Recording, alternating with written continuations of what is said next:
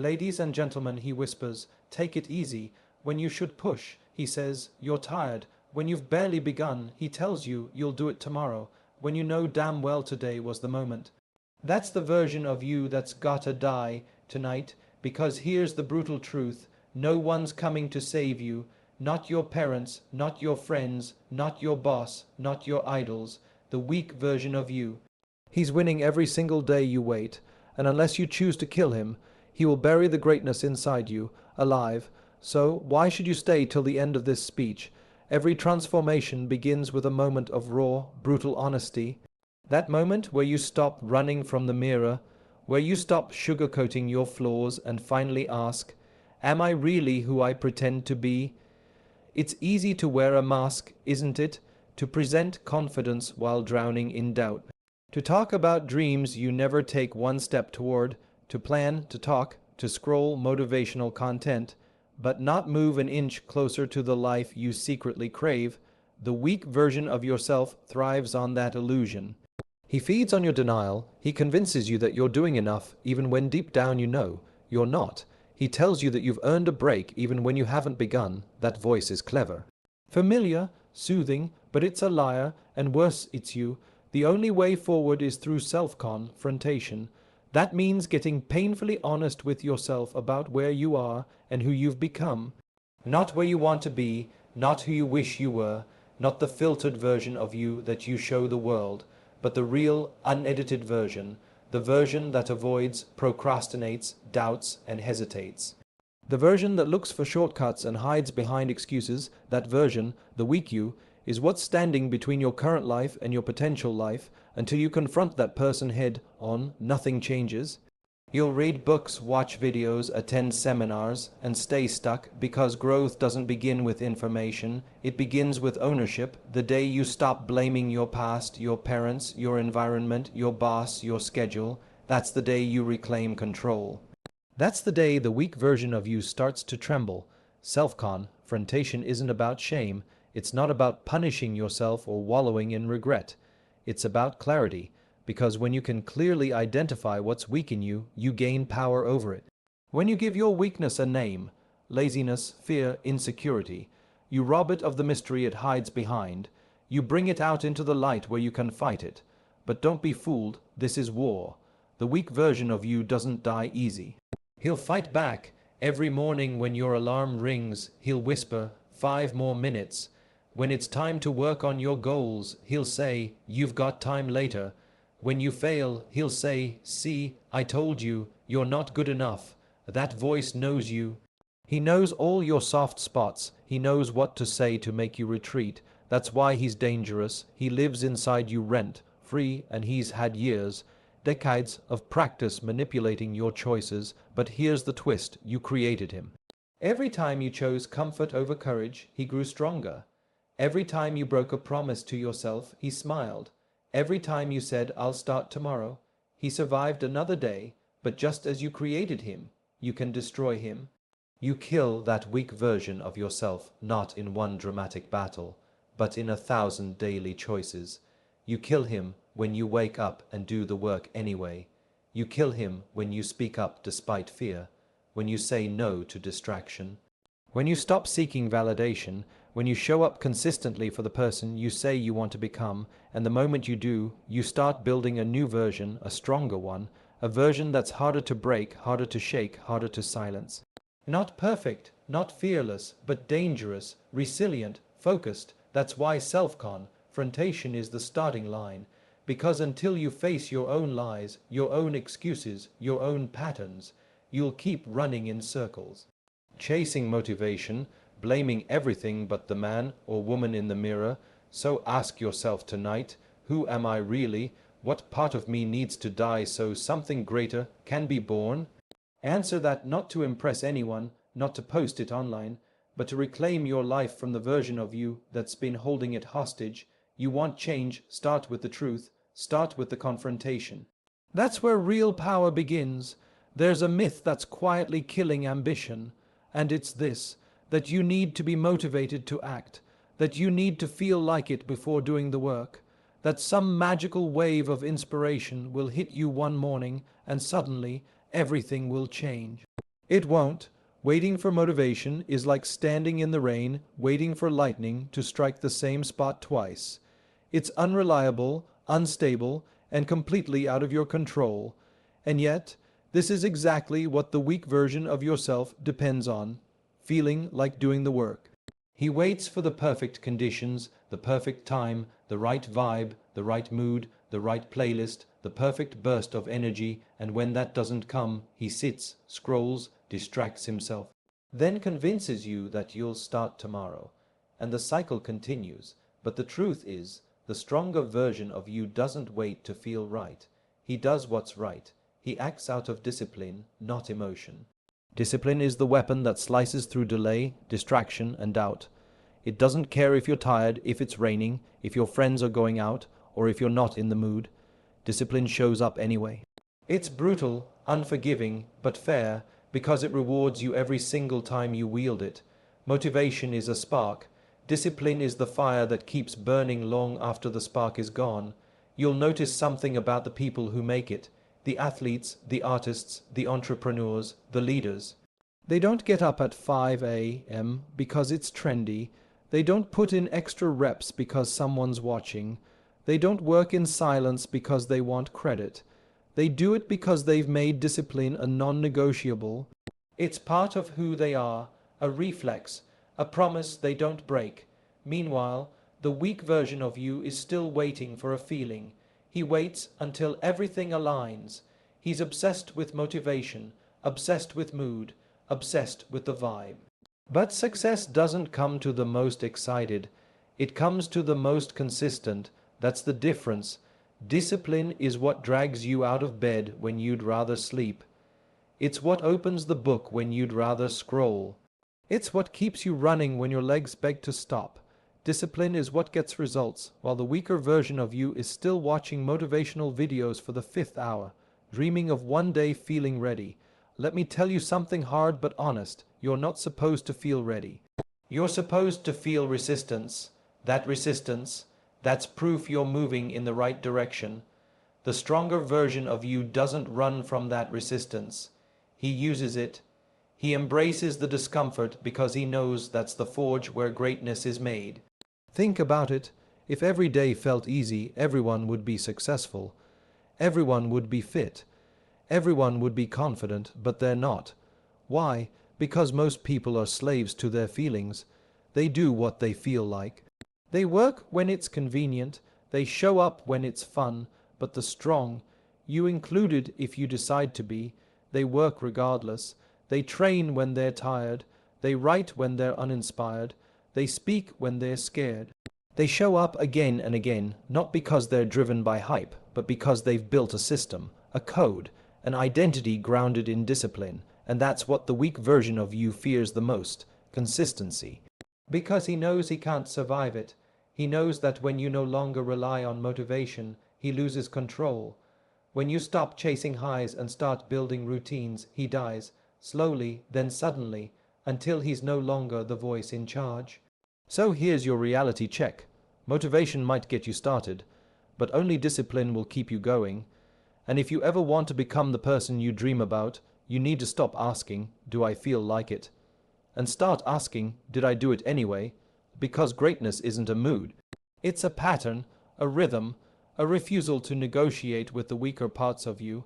And if you commit to that, to showing up daily, to doing the hard things on hard days, to building habits and not waiting for hype, then one day, without realizing it, you'll wake up and see that the weak version of you, the one who always waited, always hesitated, has been replaced by someone unstoppable. Not because you felt like it, but because you chose discipline again and again, even when it was hard, especially when it was hard. Excuses are dangerous because they wear the mask of reason. They sound logical. They sound comforting. They sound like they're protecting you. But at their core, they are just beautifully packaged lies you tell yourself to avoid discomfort, fear, and responsibility. When you tell yourself, I don't have time, it feels true. You're busy, right? You've got work, school, family, stress. But the truth is, you make time for what you prioritize, and if you tracked your hours, every scroll, every binge, watch every idle moment, you'd find that time isn't the issue. Discipline is, focus is, but the excuse, that little sentence, "I don't have time," protects your ego from that truth. It gives you a way out without guilt. That's why excuses are so deadly. They don't confront you. They console you. They pat you on the back and say, "It's okay, you tried." But deep down, you know you didn't. You know you could have pushed harder, shown up more, or stayed committed. The weak version of you survives by feeding you these lies. And the worst part?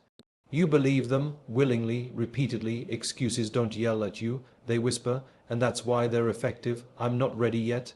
I'm too tired. I'll start after this week. I'm just not feeling it today." Each one feels justified in the moment. But they all do the same thing.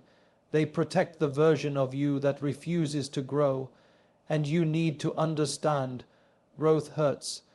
Transformation isn't convenient. So the weaker version of you will do everything to delay that pain. And it will use the softest words to convince you, not out of hate, but out of fear. Because deep down, your weaker self is terrified of what happens when you actually commit. When you go all in. When you step into discomfort and refuse to retreat. Because that's when he dies. Your excuses are his armor. Every time you say it's not the right time, you give him one more day to live, one more day of safety, one more day of comfort. But each one of those days adds up. You think you're just delaying progress. You're actually burying potential, slowly, quietly. The dangerous thing about excuses is that they create false peace. You feel relieved, not guilty, when you use them. You say, "I'll do it tomorrow," and your brain releases the same chemicals as if you'd actually done it, so you feel better, but nothing changes. That's the trap. The weaker version of you isn't trying to ruin your life with rage and destruction. He's doing it with niceness, with calmness, with seemingly reasonable justifications. He's not loud, he's polite, but make no mistake, he's killing you slowly, because every time you excuse your laziness, your fear, your procrastination, you get better at it. You become more convincing to yourself, and before long, you're no longer aware that you're lying. You actually start believing you're doing your best, and when that happens, you've not just lost progress, you've lost perspective. To break this pattern, you have to treat excuses like enemies. The moment you hear one forming in your mind, you need to stop and ask, is this the truth, or is this fear wearing a mask? Because most of the time, it's fear. Fear of failure, fear of judgment, fear of pain, and excuses are fear's language. The stronger version of you doesn't wait for the excuses to go away. He acts in spite of them, he hears them and moves anyway. Not because he doesn't feel fear or fatigue, but because he knows those things don't get to make decisions anymore, and you must become that version. You must reach a point where you no longer allow comfort to have the final say. Where your future is more important than your feelings, where progress is more important than pity, where growth is more important than being right. Because once you stop lying to yourself, once you strip away the excuses and face the truth, you realize something powerful. You always had the ability. You were always capable. You just needed to stop protecting the part of you that refused to try. So the next time an excuse forms on your tongue, catch it, pause, question it, then act, even if it's small, even if it's uncomfortable, because every time you act against your excuses, the weak version of you weakens. And one day he'll stop showing up, not because he disappeared, but because you finally stopped feeding him. And in that silence, you'll find someone stronger, someone real, someone unstoppable. Reinvention isn't a one-time decision. It's not a grand moment where you suddenly become someone new, and from that point forward, everything changes. Reinvention is a battle, a slow, often painful, daily war between the version of you that wants to evolve and the version of you that wants to stay the same. Most people think change happens in a dramatic flash of inspiration. They wait for that big event, that breaking point, that turning moment to force transformation. But real reinvention doesn't happen in the spotlight. It happens in silence, in early mornings when no one's watching, in quiet nights when you feel like quitting, in decisions so small no one notices. But you know, you feel the difference. You know which version of you just won that round. Because every day, whether you're aware of it or not, there's a battle going on inside you. The weak version of you wants control. He wants comfort, familiarity, and ease. He wants to keep you in the same routine, the same mindset, the same excuses. He whispers, "You've done enough." When you've barely begun, he tells you, "Just take one day off." Knowing full well that one day turns into many, he's strategic, patient, and relentless, but the stronger version of you, the one you want to become, he fights back. He doesn't yell, he doesn't need hype, he just shows up. He puts in the work, he makes the harder choice. He doesn't always win, but every time he does, you feel it. Your standards rise, your belief grows. Your old identity weakens just a little bit more. That's the truth people don't tell you. Reinvention is a process of slow demolition. You don't just build a new version of yourself. You tear down the old one first. You destroy habits that don't serve you, thoughts that sabotage you, relationships that drain you. It's messy, it's exhausting, and some days it feels like you're losing because growth isn't linear. Some mornings you wake up hungry to grind, to grow, to level up. Other days you feel like nothing's working. But that's exactly what reinvention looks like. The willingness to fight through the chaos, knowing the war is worth it. And the war doesn't take a day off. Every single day you wake up, you have to choose which version of yourself will win. Will it be the one who snoozes the alarm or the one who gets up and gets to work? Will it be the one who escapes into distractions or the one who leans into discipline? Will it be the one who gives in to fear or the one who steps up despite it? You don't reinvent yourself in one decision. You do it through 1,000 daily decisions that no one claps for, no one praises, and no one sees. That's what makes it a war, because it's not glamorous. There's no crowd cheering you on, just you versus you. Every day, and here's what's wild, the weak version of you will always offer peace. He'll tell you it's okay to stop, to slow down, to compromise. He'll offer comfort in exchange for your purpose. It sounds tempting, until you realize he doesn't want peace. He wants control, and if you give him even a little, he takes everything. That's why you must show up for war every day, not with anger, not with hatred, but with clarity. Clarity about who you want to be. Clarity about the life you want to build. Clarity about what's at stake if you don't fight. Because if you don't choose to fight, you don't stay neutral. You drift backward. The weak version of you doesn't need much to win. Just your silence, just your hesitation, just your maybe tomorrow. But if you choose to fight, even imperfectly, even inconsistently, you start to win, you stack small victories, you earn internal respect. And over time, that respect becomes momentum. That momentum becomes identity, and one day you wake up and the weak version of you is no longer leading. He's in the backseat, powerless, quiet. That's when you know the war is being won. Not because you've become perfect, but because you never stopped showing up for battle. So if you want to reinvent yourself, stop waiting for the big breakthrough, stop waiting for motivation. Understand what you're truly stepping into: war. A personal war that you must fight daily, silently, and with unwavering resolve. And the beauty of it, every day is a new chance to win. Every moment is another swing at the old you. You don't need to win every round. You just need to refuse to surrender. Your future doesn't need you. It won't knock on your door. It won't chase you. It won't beg you to step up. The life you could live, the stronger, bolder, more disciplined version of you, is not sitting around hoping you show up. It's moving forward with or without you, and if you're not moving toward it, you're moving away from it. That's the hard truth most people avoid. They think potential waits forever. That somehow, just by existing, they're guaranteed another shot, another opportunity, another window to finally become who they were meant to be. But that's not how life works. Potential is perishable. It doesn't sit still, it rots, it expires when ignored, and if you think your future will patiently wait until you feel ready, you'll miss it, the future you want. The one filled with purpose, pride, strength, and pieces available, yes. But it's not free, and it's not interested in excuses, delays, or apologies. It doesn't slow down for anyone. It demands pursuit, aggressive, deliberate, daily pursuit. If you're not chasing it, someone else is. If you're not building, someone else is. And every moment you waste, you're not just staying in place. you're falling behind. That's why the weak version of you must be killed, because he's the one who keeps saying there's still time. He convinces you that comfort is safer than courage. He tricks you into believing that tomorrow is guaranteed. And slowly, quietly, he robs your future right out from under you, not in a loud crash, but in small, unnoticed compromises, the ones you tell yourself don't matter, until years pass and nothing has changed. The future doesn't negotiate. It won't lower its standards to match your laziness. It won't hand you greatness because you meant well. If you want it, you have to rise to its level. You have to prove yourself in the dark, when no one's watching, when the work is unglamorous, when it's easier to quit. That's the price, and no one pays it for you. You won't stumble into the life you want. You won't wake up one day suddenly confident, fit, focused, respected, successful.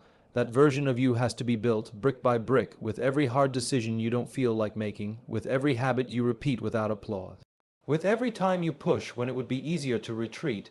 But don't mistake this for punishment. It's not. It's opportunity, because the second you realize your future won't beg you, also realize you're the one who has to chase it. And that's powerful. That's when the shift begins, when you stop waiting to be chosen and start choosing yourself, when you stop hoping and start building, when you stop asking what if and start saying watch me. You don't need signs. You don't need permission. The fact that you want more, that hunger you feel, that's enough. That's the signal. Now it's on you to act, to stop waiting for everything to align and start becoming the kind of person who doesn't need perfect conditions. Because the future belongs to those who move, not those who wait. Look around. Look at your habits, your choices, your daily rhythm. Are they pulling you closer to your future, or protecting the version of you that's holding it hostage? Be honest, because the future won't wait for your ego to heal. It only responds to action. You're either earning it or you're not. And here's the part no one tells you. The future you dream of is already out there, living in the reality of someone else who was willing to go after it. Not because they were better than you, not because they had more support, but because they refused to wait. They understood the clock was ticking, and they moved. So if you don't want to be left behind, stop hoping your future will one day knock on your door and beg you to come along. It won't. You need to chase it, hunt it down, become someone it can't ignore, because your future is not a favor waiting to be handed out. It's a battlefield waiting to be earned. You want it, prove it. Not in words, in work, not in dreams, in discipline, because your future doesn't beg, and neither should you. There's a moment in everyone's life when the realization hits. No one is coming. No mentor, no friend, no perfect partner, no divine intervention is going to magically swoop in, fix everything, lift you up, and carry you to greatness. That version of the story where help arrives right in time, where someone else steps in and makes it all better, is a fantasy. It's comforting, yes, but it's a lie. And the sooner you kill that illusion, the sooner you start taking full control of your life. No one is coming to wake you up in the morning. No one is coming to drag you to the gym. No one is going to force you to break your bad habits. No one is going to remove the distractions, make you disciplined, or stop you from wasting time. That's all on you. The weak version of you clings to the hope that maybe, just maybe, someone or something will rescue him. He tells himself that the reason he's stuck is because the right opportunity hasn't come, the right person hasn't arrived, or the right moment hasn't presented itself. But that's just a defense mechanism, a way to shift the responsibility away from himself. Because if it's someone else's job to fix it, then he's off the hook. He can wait in comfort, point fingers, and stay in place. But here's the truth that breaks that illusion. No one owes you anything. Not the world, not your family, not your friends, not your past, not your pain. You can have the most tragic story in the world, but it's still your responsibility to rise. It doesn't matter how hard it's been. It doesn't matter how unfair it is. Life doesn't reward pain. It rewards perseverance. It rewards effort. It rewards those who show up even when no one's watching, and especially when no one's helping. Because that's where real power is born. In the moments you choose to keep going without applause, without comfort, without backup. When you stop expecting someone else to fix the situation and realize you are the answer you've been waiting for all along. That's the shift, That's the moment when everything changes. Not when your circumstances improve, but when your mindset does. When you finally understand that you have to be your own rescue mission, your own motivation, your own discipline, your own mentor, your own coach, your own engine, and that doesn't mean you never ask for help. It doesn't mean you isolate or reject support, but it means you stop depending on it. It means your progress isn't based on whether someone shows up for you. It means your fire burns whether anyone fans it or not. The truth is, no one can save you because no one can fight your internal battles for you. No one can kill the weak version of you but you. No one can wake up in your skin and make your decisions. It's your mind, your body, your life, which means it's your job to fight for it. So you have a choice to make. Continue waiting for a rescue that's never coming, or become the kind of person who doesn't need rescuing. The kind of person who leads themselves. The kind of person who rises from the floor without a hand, who learns through pain, who grows in silence, who builds without permission. That's the warrior mindset. That's the stronger version of you, and he's not created in comfort. He's forged in the fire of solitude, discipline, and responsibility, and every day you hesitate, every day you hope someone else will make it easier, you feed the weaker version of you, the one who's addicted to waiting. But when you stop waiting, everything changes. You stop seeing obstacles as signs to quit. You stop expecting life to be fair. You start becoming capable, driven, and focused, not because you're special, but because you've decided to take full ownership. You stop looking for a way out and start building your way forward. And yes, it's hard. It will always be hard, but it's supposed to be. That's the point. The fact that it's hard is what makes it real. It's what separates those who live intentionally from those who live passively, those who rise from those who rot. So remind yourself every single day, no one is coming, not tomorrow, not next week, not ever. And that's not a reason to feel hopeless. It's a reason to become powerful. You are the solution. You are the standard. You are the rescue.